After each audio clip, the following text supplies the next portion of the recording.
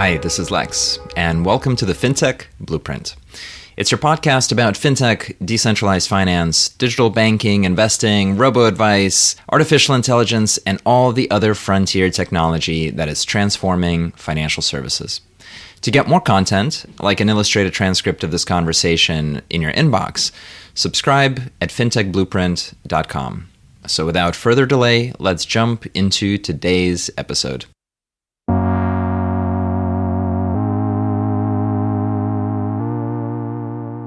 Hi, everybody, and welcome to today's conversation. I'm really excited to have with us Tom Pageler, who's the CEO of Prime Trust. We're going to learn about what a fintech API platform looks like, as well as a whole bunch about the crypto ecosystem, about security, fraud, trust, what all these things mean. So I'm really excited to learn more today. Tom, welcome to the podcast. Thanks for having me, Lex. Really excited to be here. You've got a really interesting background from starting your career in the U.S. Secret Service and then going into fraud control at Visa. I want to ask you what pulled you in that direction? Like, how did you get compelled into service? What was interesting to you about that area? So I come from a family of law enforcement, both my father and grandfather, and I actually was heading towards media arts. I grew up in LA and I thought I wanted to do media arts. Was studying media arts and found it not too exciting. So I decided to switch my majors back over to business and public administration and focus on pursuing law enforcement. Specifically, I knew some Secret Service agents, and it was just kind of an interesting career that you get to do protection and investigation. So I think that drew me in. Did an internship with them and just absolutely loved it and was like, this is what I want to do. So that's kind of how I got into the Secret Service. I know I can't really ask what any of the things are, but what kinds of investigations, like what were the things that were compelling to you? Like, what did you like about the process of working on cases, and maybe like what kind of skills did you pick up? Well, I think a lot of people don't know this, but the last thing Abraham Lincoln signed on his way to Fort Theater was the creation of the U.S. Secret Service. And it was originally created to stop counterfeiting in the South during the Civil War. It's just ironic that they started doing protection after McKinley was shot. So the original mission was to really protect the currency of the U.S. And I think that fundamentally is a pretty awesome mission.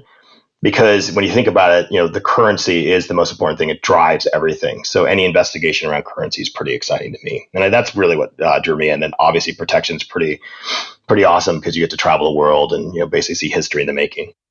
That's quite the history, because often the federal government uses things like the currency or interstate commerce to motivate a lot of federal activity. Does that have a similar history? Like, what does it mean to protect the currency? Started the Secret Service. I was actually part of the Department of Treasury. And then obviously September 11th happened when I was there, and we became part of the Department of Homeland Security. Being under Treasury really made sense. I mean, obviously Homeland Security does as well. But when you think about, Treasury and where it kind of started, it was to protect the Treasury. And as you said, Treasury is what is used by the U.S. government to really control a lot, right? Obviously, we see with inflation, we see the Fed, moving the interest rates. We see, how much currency is in circulation and not in circulation. And, obviously, as we talk, you'll see how it kind of comes into fruition, even with the CBDC programs that are going on. Obviously, the Secret Service will have a big part of that input to make sure it's secure and safe. What pulled you from that role into the private sector? What were the things that maybe you brought to the private sector? What kinds of issues were you focused on? I think what's interesting was when I was in the Secret Service, I actually hired in Chicago. I'd done an internship there, and my wife had gotten into med school in Chicago and then in the Bay Area. And it was one of those cold days where the snow was blowing up from the lake. And she said, I don't care where you're going. I'm going to the sunny Northern California, going to Stanford. So I called the Secret Service and said, hey, is there any way I could start in the Bay Area instead, San Francisco? And they said, you want to go on a government salary to one of the most expensive places in the world to live? Absolutely. So my undergrad was in business and MIS, and I have a pretty strong technical background. So we had started an electronic crimes task force. This was kind of as the internet was starting to boom. I helped found and was a key player in the electronic crimes task force in the Bay Area. Obviously, this is back when Google was just forming. What are electronic crimes? I assume it's not like very bad techno. It's something more severe. Yeah, it's more of anything that was happening over electronic. So at the time, the internet was just kind of booming. You started to see payments, taking online payments taking place. Like PayPal was really starting up, some of the newer things that we take for granted today. And the idea was how do we investigate that? And then obviously I did go through the computer forensics training. So I was doing computer forensics training. And I actually identified two fraudsters, one Russian, one Ukrainian, and chased them all over the world, arrested and apprehended one in Cyprus, one in Thailand, and extradited them back to the US. And I think at that time, I really got to see the underground and just kind of how things were happening. And, obviously that opened up a lot of private opportunities. So I had quite a few private companies I'd worked with that were pursuing me, and Visa was really appealing. It's, an interesting company that started in the Bay Area. It was originally Bank Americard. Late 60s, early 70s was the first idea of credit. And it's just interesting because they really disrupted and changed the world. At the time I joined, it was the largest payment system in the world. It was just a very exciting step into private industry. What kind of things did you work on there? What were the early, tooling, or what were the early approaches that a payment network had to figuring out e-commerce and, create safety? Maybe another way to put it would be like, what were the goals of a payment network relative to the e-commerce in which it participated? Yeah, I think it was a pivotal time for Visa. So it was a time when the internet was starting to boom. So online payments were starting to become more significant. Before that, it was more mail order, telephone order, which was, you order through a catalog. And they were seeing a switch from, card present, handing a card over, to card not present. With that came a lot of risk. So it was really exciting. I obviously joined on the fraud control side. While there, we created the Payment Card Industry Data Security Standards, PCI DSS. We actually went from a private company to a public company, if you remember that. It was actually with Visa USA, and then all the other regions came together and we went public. And it was just very different. You had to go from traditional card present fraud and tracking people to international attacks, trying to figure out how to allow online payments to happen in a secure fashion. And the 3-digit number on the back of the card, all those things. And we had to get more advanced. We had to really start looking at, where breaches were happening. There were a lot happening. We had processors, that were getting breached. We had stores that were getting breached. As people went online, it was just very difficult to figure out what their weaknesses were. And so we did a lot of analytics. We would look and say, okay, where's an area that cards had legitimate use and then subsequent fraud that was out of whack? Then you start to, narrow down saying, okay, it's likely a processor or it was a store or something. So just really interesting time to use big data to really find the trends and what was happening, and then try to put in different steps and mitigation steps for the whole industry, mitigate it, through the PCI Council or just Visa in general. I still viscerally remember in the earlier e-commerce and internet days where people would use putting your credit card online as this example of wildly foolish behavior. Like you'd never shop online because how could you share your bank information to this? It's just like posting your passport number for everyone to steal, this sort of like fear. And of course, today it's nothing could feel safer than, some checkout cart that integrates with, Google Pay or Apple Pay or whatever it is. I want to ask you a question just as a reflection around this, with you having worked kind of in the midst of that perception of how dangerous it was to use credit cards for shopping. And today you look at crypto and there's a similar narrative about you're going to use bridges, it's going to get hacked. You're going to use a DeFi protocol, you're going to lose it to a hack. You're going to trying to use some exchange. Okay, that exchange is going to blow up and it's going to get, hacked. And everything is just Kim Kardashian selling Ponzi schemes, which is, maybe true as it relates to Kim Kardashian. I don't know. I won't argue with that. I don't know. But I don't know. Anyway, so the point is, I think there's a sharpness that's very similar to that moment, 15 years ago. Can you talk about that? And if you have any reflections on both what it felt like as it related to e-commerce and whether it's similar to how it feels in crypto today, and then maybe, any projections forward of your experience? Yeah, absolutely. I think my entire career has been focused on going into risky areas and bringing controls in place. And so obviously my time at Visa, we saw that right when I got there. Like I said, online payments were new. People were afraid of it. It was hard to get people in there. The fraud was going to be out of whack, all these, alarmist comments. And then I was at JP Morgan Chase during the 2008 housing crisis. And you had a lot of, issues there with, failed banks and things happening and no one trusting just the global economic system. Then joining DocuSign, which everybody was like, you're never going to sign these, documents, and it's going to be complete, fraud, and you're going to get into contracts you never agreed to, never signed. putting controls in place and making sure that, look, honestly, today, if you don't get to DocuSign something, you complain, right? It's more secure. It's more likely to identify the person on the other end. But it was an uphill battle at that time. And then, coming into BitGo and coming into Prime Trust, same thing. Like you said, crypto is all a Ponzi scheme. It's, issues, and it's, they're out to defraud you. But if you look at Chain Analysis put out a report in 2021 that only basically 15 basis points of activity on the blockchain was related to criminal activity. And that's a drop from 2020, which was 62 basis points. So honestly, in with the large volumes and everything you're seeing in blockchain and crypto, most of it is not fraudulent. And I'll even specifically say, back when I was in the Secret Service and I was trying to track fraudsters who had defrauded the traditional banks, the TradFis, it was really difficult to track because I'd have to go and do requests all over the world to get the banking records. And it would either be through a mutual legal assistance treaty or a letter of rogatory. And I had to wait months to get it back. And by the time I actually found the money, saw where it was long gone. Whereas with a public blockchain, I can see it right now and track it everywhere. So it's instant and it's available. So I actually agree with you. I think it's, just trying to get the current individuals in the space to understand that there is security around this, that it's not as dangerous as people think, that it actually makes banking much quicker, faster, more publicly available, and cheaper. And I do think the next generation sees it and they're just naturally going to adopt it. And that kind of happens, obviously with credit cards, with online payments, with online contracts, all that. It's kind of the next generation adopts it easier. I find a bit of a difficulty in talking about this topic because on the one hand, people are experiencing often real and severe financial loss through their, financial journey in the space. And that is damaging. It has to be respected. It's bad for everybody. And there's a collective burden as a result of it. On the other hand, if you look at it from a macro perspective on a long enough timeline, this is just risk capital that is being used to polish away the things that are broken or that are weak. And the challenges that people have in this particular moment, again, with the rug pulls and the frauds and the scams, there's not a lot of meaningful substance in those objections as to the way the industry is developing. Yes, it's happening. And yes, it needs to be overcome. It has been in other examples like the ones that you gave, and it will be, in the future here as well. It's a very difficult thing to kind of resolve.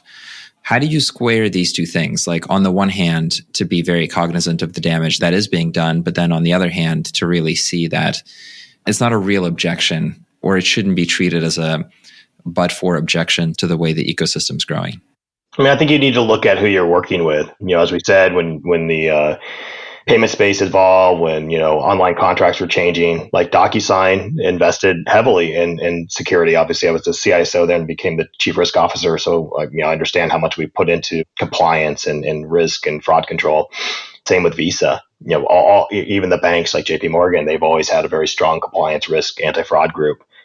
And I think those who cut corners and you can be innovative, you got to watch for, because they're going to offer high returns. They're going to have very exciting stuff, but look what's underneath. Is there, a good fraud team? Is there a compliance team? Are there, complaints online? Do they actually respond to it? And I think it's very important to look for those who are probably building a little slower, but building with brick. And, an example here at Prime Trust, every time we hire an engineer or anything, we make sure that there's either they're a security engineer by training, or we hire a security or compliance leader to be in there with them, because we want to make sure that everything grows that right way. And we've seen that with lots of the larger exchanges and some of the larger players in the space. So I think it's just, really looking at it and saying, hey, if something's offering me 20% return or something like that on an item, and nothing else is even close to that, it's okay to take a little bit of risk, but don't risk everything on it. Just kind of evaluate it, look at it, and understand that, hey, this could be too good to be true. It probably is. What is a security engineer? So an engineer who has some kind of security training, so they're going to look at different things as they code and make sure that they're, not just putting in vulnerabilities. They'll know how the scanners work. They're going to understand, basic security 101. They probably have participated in a purple team or maybe a red team where they're just kind of doing some exercises against each other, trying, understand that how a hacker thinks and making sure that when they code and build, that they're looking at different fundamental flaws that they could accidentally put in place had they not had any security training. What are these team exercises that you describe? And how does a hacker think? So like when you think of a red purple team, so a red team is actually like going out and trying to do attacks on each other. Purple team's more, hey, let's go try to find some vulnerabilities, see what's going on. We do conduct hackathons. I've done that throughout my career at every company I'm at. What you do is you just try to get some teams together, and usually traditional engineers, and then those who are more built on the security space, implementing security solutions, and you team them up, and they just kind of go and they spend like a Friday looking for some kind of vulnerability or something, and then find a way to enhance it. And you have a hackathon to do that. A great example, we had that at DocuSign, and a group thought, hey, instead of allowing documents to be uploaded directly, let's sandbox it. Then this is before like Kubernetes and everything like that, but let's sandbox it, clean it up, strip it, and basically bring it in as a PDF. And that was awesome, right? So it's like, okay, that just protected from any vulnerabilities being uploaded and some malicious code and anything that was uploaded. Then they started to say, hey, let's analyze what was coming in and see if any of them were attempted attacks, so we can start to identify those who could be potentially fraudulent or have been hacked themselves. So, maybe they're a fraudster trying to upload something, or it's a customer who just has some kind of virus or something on their system, realize they're uploading it. So those are the kind of things that really, I think, move the needle, because it's just making them think outside the box and really trying to say, hey, how do I secure this going forward? And I think it really appeals to engineers, because it's like, oh, I found a problem. Now let's solve it. And then they iterate on it each hackathon. I get to ask you questions that I don't get to ask anyone else, which is why some of them are a little bit weird. But I want to make a comparison between DocuSign and blockchains. And at some abstract level, people need to make agreements, right? People do make agreements. They make contracts. They come to a meeting of the minds. And then once they are aligned on some particular outcome, then that leads to an action or a legal agreement and a contract that's legally enforceable. And so we have the substrate of the law to kind of structure what is sufficient for an agreement between people. As we know, people are corporations too, or corporations are people too, so all sorts of stuff. Okay, so there's that substrate, and there are transactions that align to contracts. And it's very expensive to have lots of lawyers for all of your transactions, and to do that either on paper or to do that through even email and fax and so on. And so DocuSign has this fantastic innovation of digital signature on paper contracts. And so it's an example to me of digitizing a paper process, or like a workflow, a traditional workflow.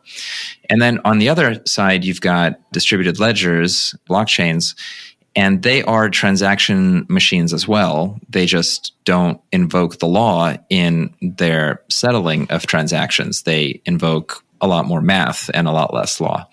And so in a sense, there's this interesting symmetry in your background between DocuSign and then going closer to the blockchain world. First off, does that ring true? Does that make sense? And then I guess, how do you think about transactions maybe more generally? So I'm no longer at DocuSign, but I'll answer on what I think is going on there. So DocuSign has kind of like an original ledger that was in their system, and it's private. So when I was there, obviously what happens with DocuSign is, let's say you and I, Lex, agree to a contract. So we both go in, it records our IP addresses, email, different information on us. So I can tell that you are Lex and I am Tom. We agree on something like maybe a contract that I will, I don't know, sell you my car for so much money, whatever.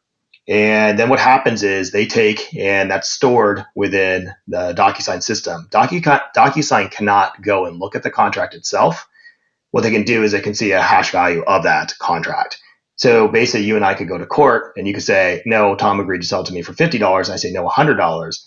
And you could produce a contract, but DocuSign will just say that's not the correct contract because it doesn't hash out to what we have on record. And when I produce something that does have a hash value that matches, they'll say, okay, that's the system of record because that's there. So it's kind of a mathematical computation, right? You can't adjust it. You can't change it.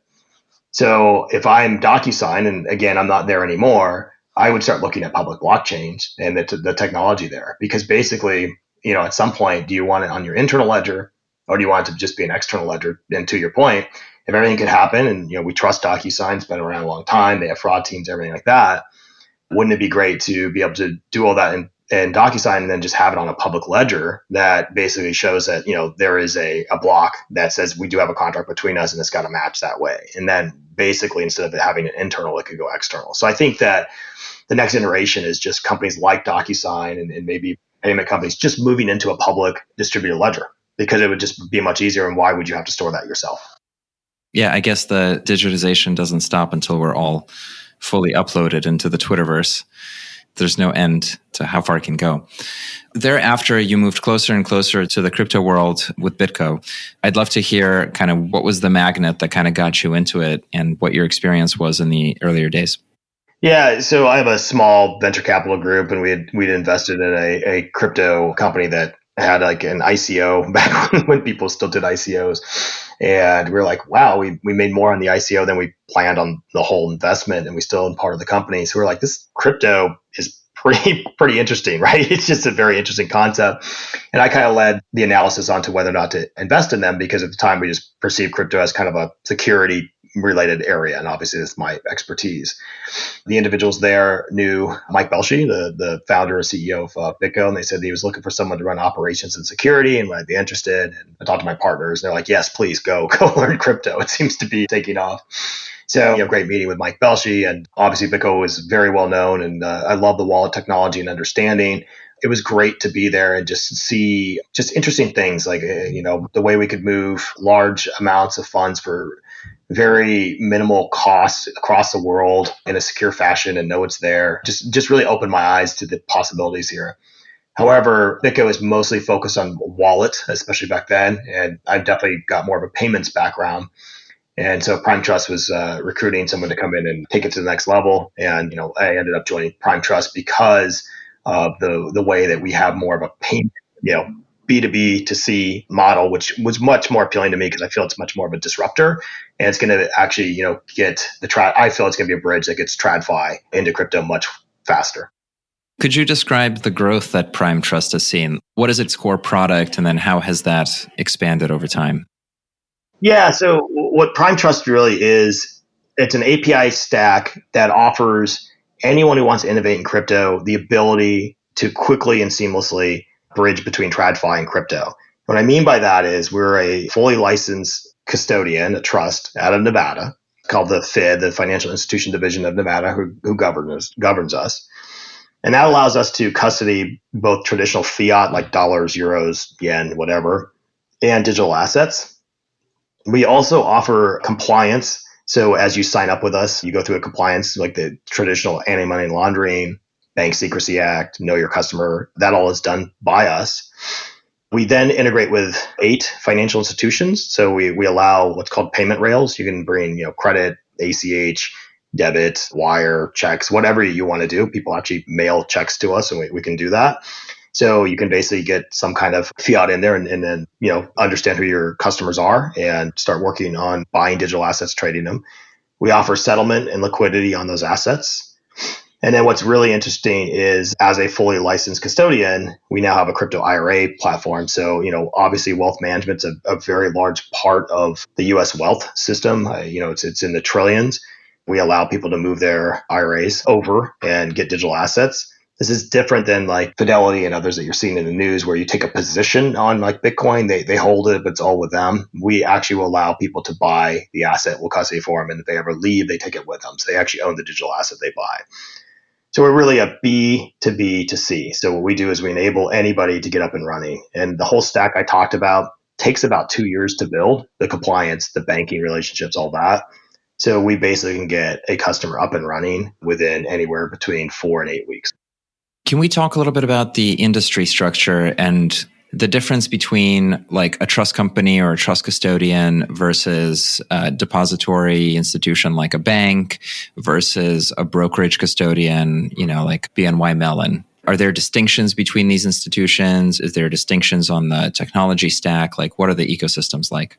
Yeah, I mean, they're all a little bit different. So, the 1940s Act is where a lot of this stuff was kind of established. So basically a custodian, they're created to custody assets and offer like the ability to get assets in and out of the custody, but they don't do lending or anything like that. So the 1940 Act restricts custodians from doing lending.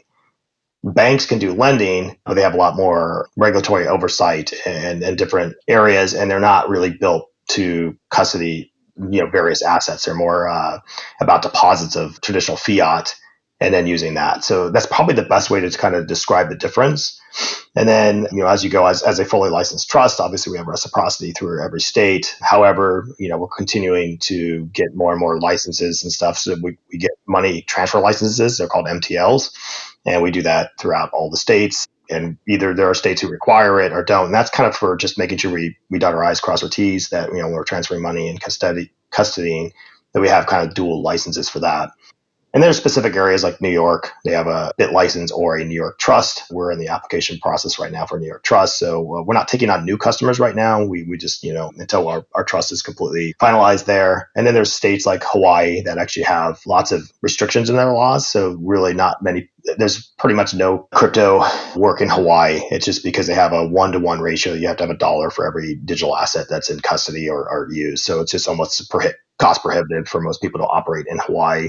And then there's states like South Dakota and Arizona and others that are starting to require higher reserves, and that's causing some issues. But, we work closely with the Blockchain Association to, work with everybody else and, get a message out to those regulators and try to, educate them on crypto, why it's not as scary as, some will think, and, how we as an industry, similar to what PCI did, Payment Card Industry Data Security Standards with, Visa and the credit cards. It's just, the Blockchain Association has been great about, being a single voice in an area of education to show people that, look, this can actually enhance TradFi. This can make life easier for everybody. And, it's here to stay, similar to when I was at DocuSign and everyone thought I was crazy for, saying at some point we'll sign everything electronically. And now, like I said, the tables have turned. If you given a paper contract, you're almost like, what's this? I don't even know how a pen works. So it's just complete, change.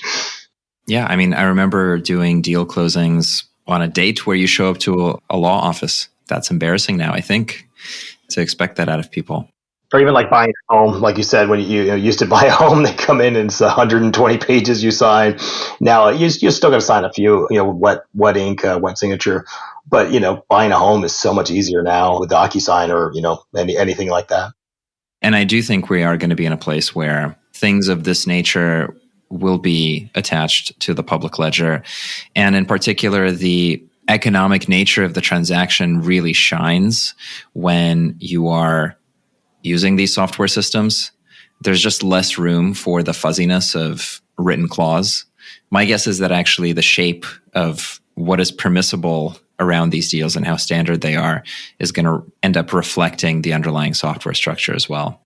I want to reiterate again, I'm going to tell a slight story because I think stories are always great. The next generation is going to adopt this, and I'll tell you why. When I was at BitGo and just started there, my son, who's now 22, he was 16 or somewhere around there, and obviously drove the car. And part of the agreement was you had to wash the car and keep it clean, right? And it was like a Saturday or a Sunday, and he was playing some computer games with a friend. And I said, Jake, you need to wash the car, and you haven't done it yet.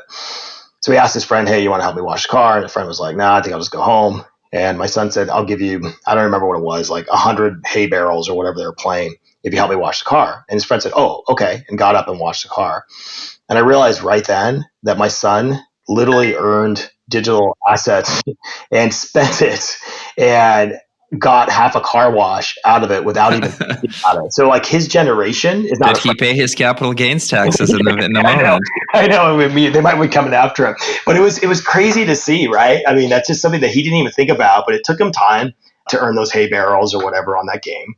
And that had an intrinsic value and a value in the real world. And he naturally paid, and his friend was excited about it. So he got what he wanted, half a car wash, and his friend got what he wanted, 100 hay barrels or whatever it was. To me, that's just a sign that we forget the next generation coming in is going to absolutely accept this. And, they're the ones who are going to start putting retirement income away and things like that. And they want digital assets. They believe in them. They understand them from their core just because they were born with it.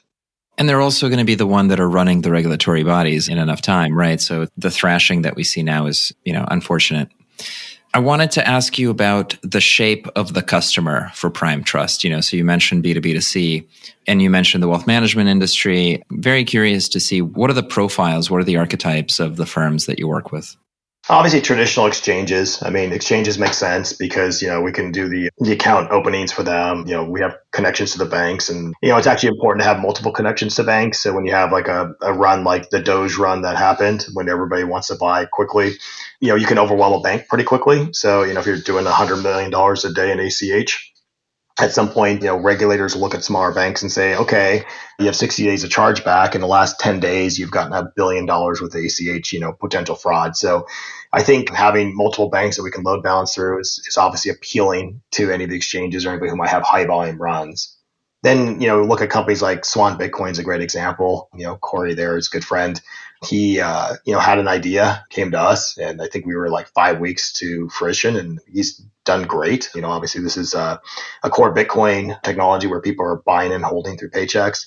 And he was our first to get in the IRA platform. So like I said, we don't go directly to consumers. We go through people. So Swan Bitcoin, you can go there and roll your IRA over and start trading. And then we just open to any other ideas. It could be NFTs, different things. We can just, because we are just the Rails custodian and support, like you choose the APIs you want to write to. If you need us to help you get customers online, if you need, fiat in, if you need custody, whatever you need, there's an API we've written to help enable that. This is the other part that I'm interested in terms of the shape of the customer. You did used to go out and sell paper contracts attached to user interfaces or, bespoke work to develop user interfaces for some bank based on their wireframes and customer prototyping. And now you're selling APIs, and kind of embedded finance is a very broad category. And it's almost presumed that the way that you sell fintech product to institutions is through APIs. Can you talk a little bit about kind of like your go-to-market strategy and understanding these integrations and whether that's evolved at all, if you've had any learnings there? Yeah, I mean, I think I mentioned the Doge run. That was a learning experience for everybody, right? It was definitely a very difficult time for everybody because it was just so much volume coming in. We never went down, but we were slow during that time. So we've expanded our infrastructure significantly, hired a lot of engineers, expanded the way that we process. We've expanded our banking relationships. We've brought in more banks and larger banks so that we can handle the volume much, much better. We continue to work with our customers and talk to, especially our larger customers, like, what are you building towards? What do you see? We can see volumes of certain things that seem to be probably doing better than others. Like, so we'll see that, maybe it's just, people are buying and holding, maybe the NFTs exploding, whatever it is, we can kind of see that in our ecosystem.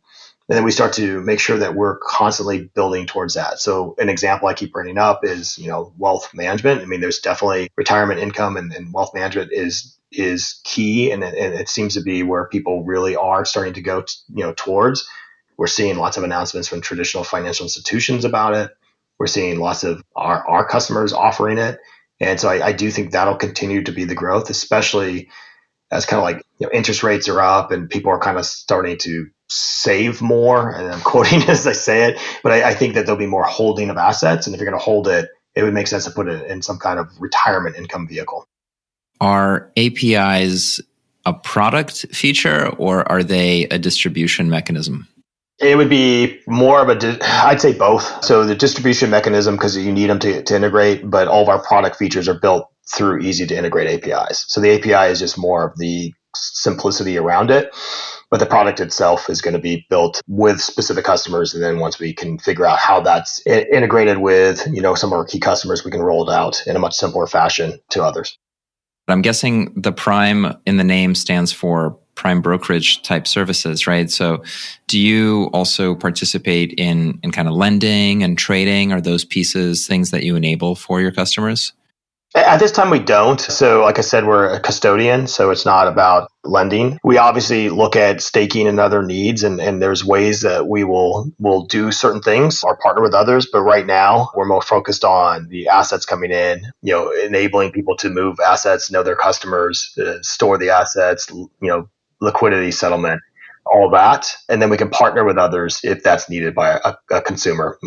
We can actually make sure that our customers have the ability to directly connect to someone who might be doing the lending. Gotcha. Yeah, probably a prudent move in the last year or so. I guess as you look forward to the growth of the business and you're quite indexed to just assets flowing into the space, where are the green shoots? It's 2022. The bear market's here. The traditional economy is in rough shape.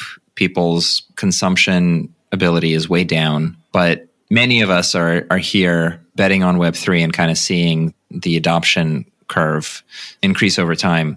What are the green shoots that you're seeing? You've mentioned wealth and IRAs. Are there other things that you're looking at that you're paying attention to maybe as advanced indicators of the types of things that would drive growth in this asset class?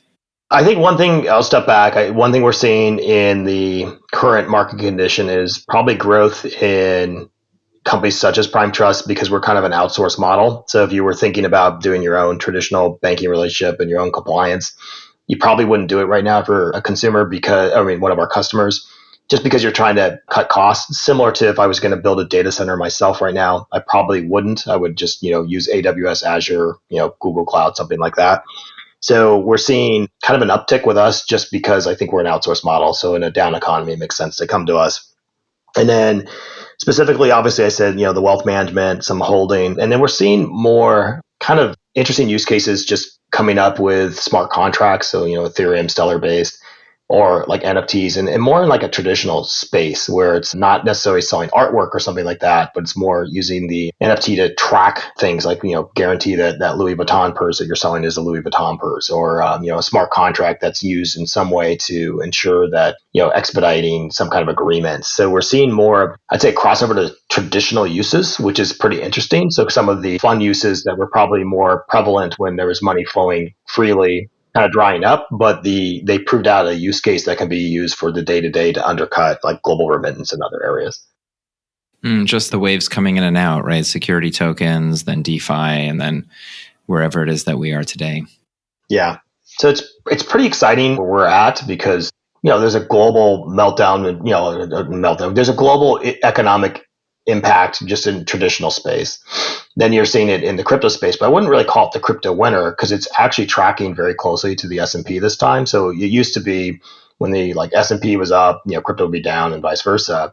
Now they're tracking together. So for me, it's a pretty exciting time because it's showing that crypto's here to stay and it's starting to track like a traditional market.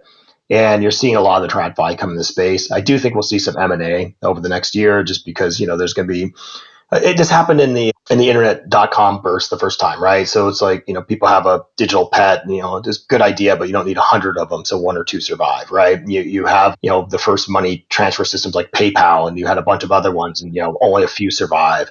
And I think you're going to see some of that. You're going to see some consolidation, which will be a good thing because I think some good ideas will come together and they'll make much stronger companies. And I think you'll see the TradFis come into the space as well. And either take positions or partner closer or even buy up some of those and really get us into a space where a year from now we're going to be coming out of this much stronger and it's going to be use cases that last. On the regulatory side, what's your view of the destination that you think American regulation will land? There's been a lot of kind of volatility in terms of which regulatory agency over what time horizon, depending on what personality, and kind of, some of the feedback that I've been getting more recently is that it's likely legislation, not regulation, that will create clarity in the space, but you are much closer to the ground truth in terms of what really needs to be set up from a security perspective. How do you see things? What are you hearing? And kind of what's the best case for where we could land? I'm going to take a shot at it, but I do want everyone who's listening to know that we did put out a state of regulation report. It's on our website. Jeremy Sheridan, who's our VP of Regulatory Affairs, was the assistant director of the Secret Service. He retired and joined us. So he spent a lot of time working with regulators and politicians on this type of stuff, especially CBDC. So there's a lot of good information in that. To specifically address your comments, I do agree that it's going to take us a little bit of time to figure this out. I think there are going to have to be some new laws potentially. We might have to look at old laws that were written that just aren't relevant to the way things can happen today.